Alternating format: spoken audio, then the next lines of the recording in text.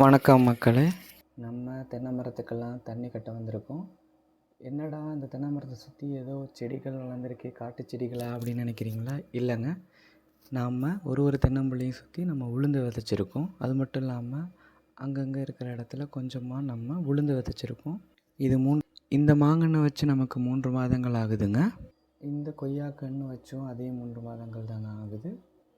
நம்ம தோட்டத்தில் கொய்யா அப்புறம் எலுமிச்சை கன்று ஒன்று வச்சுருக்கோங்க. வச்சு இப்போ தான் நம்ம வளர்த்துக்கிட்டு வரோம். இது நம்ம தோட்டத்திலே இருக்கிற சீத்தாப்பழ மரங்க. பார்த்திங்களா, காய்கள் நிறையா காய்ச்சிருக்கு. இது நல்லா பெருக்குங்க. இதுக்கு நல்லா தண்ணி விட்டோன்னு வச்சுக்கோங்களேன், நல்லா பெருத்து நல்லா வருங்க. இங்கே பார்த்திங்களா, இது பழுத்துருச்சுன்னு நினைக்கிறேன். அதை நம்ம பறிச்சிட வேண்டியது தான். அது பக்கத்தில் இருக்க வாழை மரத்துக்கு பார்த்து கட்டி நம்ம தண்ணி கட்டிக்கிட்டு இருக்கோங்க.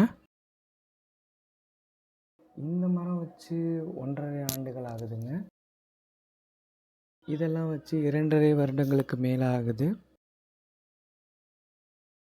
இந்த 1.5 ஆண்டு ஆன மரம் பார்த்திங்கன்னா நமக்கு நல்ல வளர்ச்சியாக இருக்குது. ஏன்னா அது தண்ணிக்கு பக்கத்துலேயே இருக்குது. அடிக்கடி நம்ம தண்ணி கட்டுறோம். மீதி மரங்களுக்கு நம்ம அந்த அளவுக்கு தண்ணி கொடுக்கறது இல்லாதனால அதோட வளர்ச்சி நமக்கு கம்மியாக தாங்க இருக்குது. அப்புறம் இங்கே பார்த்திங்கன்னா வாழை மரத்தில் வாழைக்கொலையில் பார்த்திங்கன்னா வாழைப்பூ பெருசாகிடுச்சுங்க. அதை இப்போது அறுத்துட வேண்டியது தான். அறுத்தாச்சுங்க.